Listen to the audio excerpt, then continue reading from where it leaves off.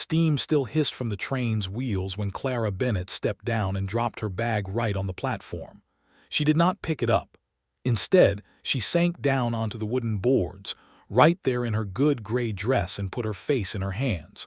Her shoulders shook. Loud sobs came out of her, the kind that could not be stopped or hidden. People turned to look. An apple seller froze with a coin in her hand. Two men by the mail wagon stopped talking and stared. A boy pointed and laughed until his mother pulled his arm down hard. Whispers moved through the small crowd like wind through wheat. "That must be the mail-order bride," someone said. "Poor Jonas Reed," said another, shaking his head. "Paid good money for that."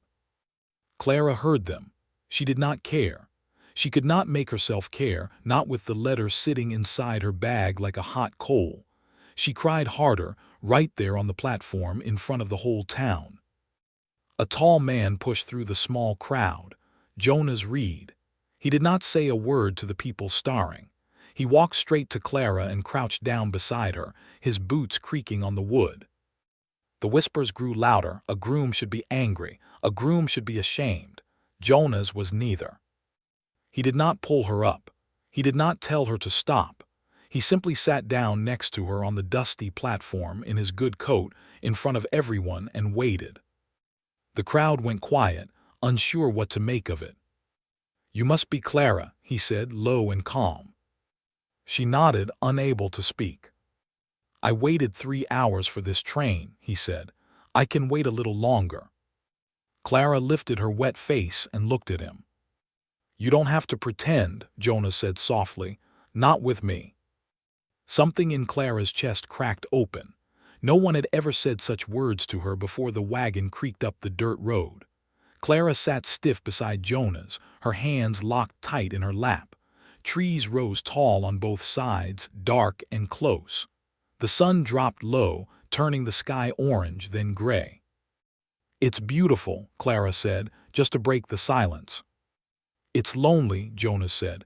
"That's why I sent the letter." Clara turned to study his face. Why not marry a woman from town? Jonas kept his eyes on the road. "I tried once," he said. "It didn't end well." Something in his voice made Clara stop asking. She looked away instead, back at the road ahead. The wagon rocked over roots and stones. Cold air pressed in from the hills. "Tell me about yourself," Jonas said after a while. "Your letters were short. I know your name. I know you came from Boston, that's all." Clara's fingers tightened in her lap. Her heart beat faster. She thought of the letter hidden deep in her bag. "There isn't much to tell," she said. "I don't believe that," Jonas said, glancing at her. "A person doesn't cry like you cried unless there's a story behind it." Clara looked down at her hands. "I lost someone," she said. "It was true, but it was not the whole truth." "I'm sorry," Jonas said gently. "You don't need to be," Clara said. "It was a long time ago." But it was not long ago. It was 3 days ago, 3 days since the letter arrived and changed everything. She had boarded the train anyway. She could not turn back now. The wagon reached a clearing. A log cabin stood there, smoke rising from its chimney. A dog ran out, barking with joy. "This is home," Jonas said, jumping down to help her. Clara looked at the small flowers by the door. "Did you plant those?" she asked. "My mother taught me," Jonas said. "She said a home needs something soft, even in hard places." Clara's eyes stung with tears again. She blinked hard, fighting to hold them back this time. Days passed in the hills. Clara learned small tasks, gathering eggs, baking bread, nomming the birds that came each morning. Jonas was patient. He never rushed her, never raised his voice. Slowly, Clara began to smile more. But at night, when the cabin fell quiet, she took out the letter.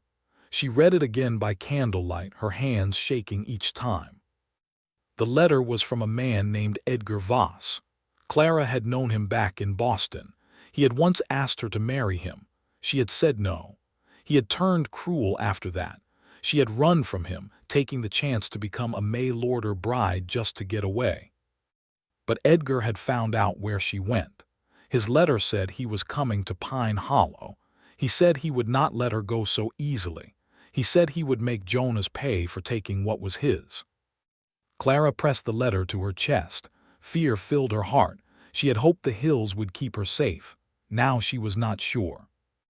One evening, Jonas found her sitting by the window, staring into the dark. "You're troubled," he said, sitting beside her. "I'm only tired," Clara said.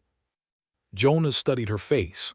"Clara," he said softly, "I told you once you don't have to pretend. I meant it then. I mean it now." Tears filled Clara's eyes. This time she did not stop them. "There's a man," she said slowly. "His name is Edgar. He wants to hurt me. He wrote that he's coming." Jonas's face turned serious. "When?" "I don't know," Clara said. "The letter didn't say." Jonas took her hand, gentle despite its roughness. "You're safe here," he said. "I won't let anyone hurt you." "You barely know me," Clara said, her voice breaking. "Why protect me from this?" "Because you came here scared and alone and you still tried to be brave," Jonas said. "That tells me who you are." Clara leaned into his shoulder, finally feeling safe. But outside in the dark trees beyond the cabin a shadow moved. A man on horseback watched. His eyes were cold. Edgar Voss had found Pine Hollow. The night was dark and still. Wind moved through the trees. Clara could not sleep. She lay awake, listening to every small sound. Jonas sat by the fire, sharpening an old knife. He had not slept either, not since Clara told him about Edgar.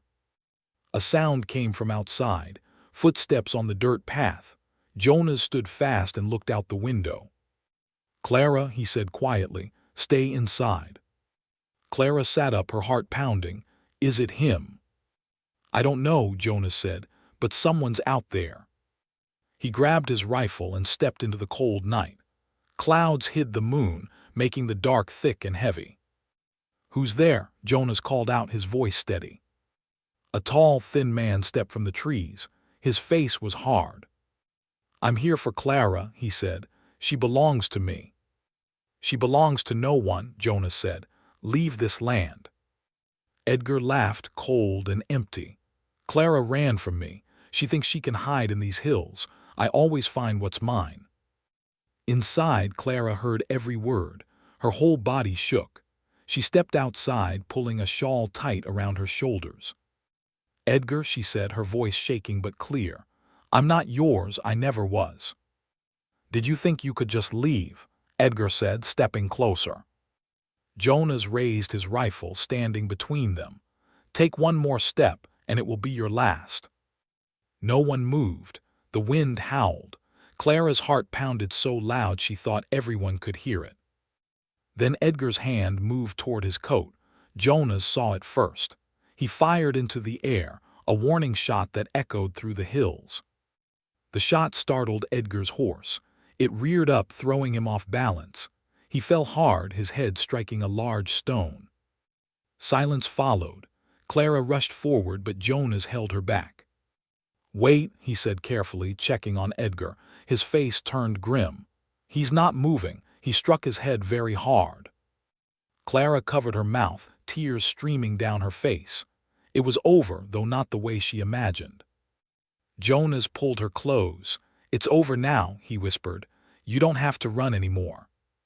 Clara wept into his shoulder, letting go of all her fear at last.